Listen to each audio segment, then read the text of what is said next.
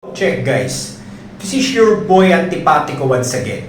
And for this video guys, apektado ka ba sa mga ginagawa ng mga tao sa iyo? Apektado ka ba sa mga ginagawa ng mistreatment o treating ng mga tao sa iyo?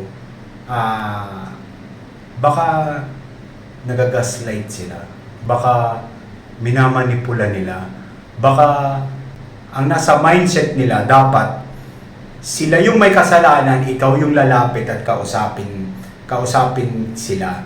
Ikaw yung magpapakababa. Ikaw yung mismong hihingi ng patawad.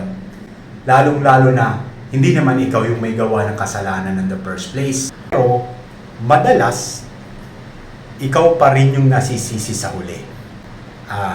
Guys, di mo ba naisip yung iniisip ko?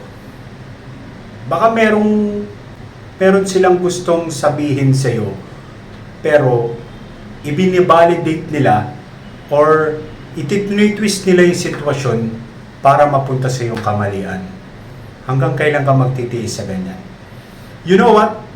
Pag ganyan yung klase ng mga tao, pag ganyan klase yung pamilya mo, maybe yung environment nila hindi maganda. Halimbawa, wag naman sana, pero hindi ko naman nilalahat totally yung mga nag-abroad. Karaniwan, ganito yung specific na problema Hindi ka man lang makamusta. Mismong sarili mong anak or asawa. Kakamustahin ka lang kung kailan ka magpapadala. Nagawa ko na to sa ilang kong mga content at mga vlog na usually ganito yung nangyayari. Ito yung ikaw pa yung mangangamusta sa kanila. Tapos, kapag in-actual na kausap or video call or something na tinawagan, after nun, meron palang ibang kausap. Sandali, meron lang akong aasikasuhin, meron lang akong haharapin. Hindi ka ba importanteng tao para sa kanila? Unang-una, ikaw ang bumubuhay sa kanila. Unang-una, kapag may hiniling sila, ibinibigay mo. Unang-una, sila yung mas priority mo dahil almost ilang years ka nang nag-a-abroad. Pero, wala ka pa rin naipundar para sa sarili mo dahil sila nga yung mas inuuna mo. Pero in the end of the day, makagawa ka lang ng mali or konting pagkakamali lang, habang buhay ka ng masama para sa kanila. Parang napakasama mo na. Hindi na nila nakikita yung mga bagay na ginawa mo, mga bagay na sinakripisyo mo, mga bagay na kung saan ibinigay mo yung mga kahilingan nila. Sila na rin mismo gumagawa ng kapalaran nila.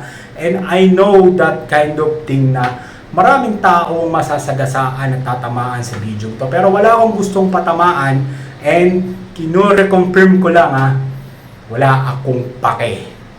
Pero sana paintindihan natin yung reality. Alam nyo guys, hindi habang buhay kayo pagsisilbihan ng mga taong yan at hindi habang buhay na nasa likod nyo yan at hindi habang buhay na lagi silang nandyan para sa'yo. Darating ang pagkakataon, sabihin na natin, darating tayo sa stage na pagkamatay, mamamatay, mawawala, iiwanan.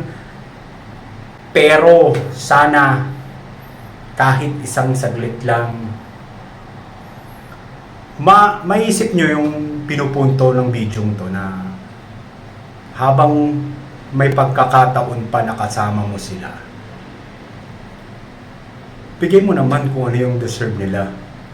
Iparamdam mo naman kung ano yung deserve nila. Kasi deserve din sila sa mga ganong klaseng bagay. Hindi sila habang buhay maghahanap buhay sa'yo. Sana bigyan mo rin naman ng konsiderasyon yung pagod at sakripisyo nila. Araw-araw, hindi mo alam kung ano yung nangyayari sa kanila in the first place.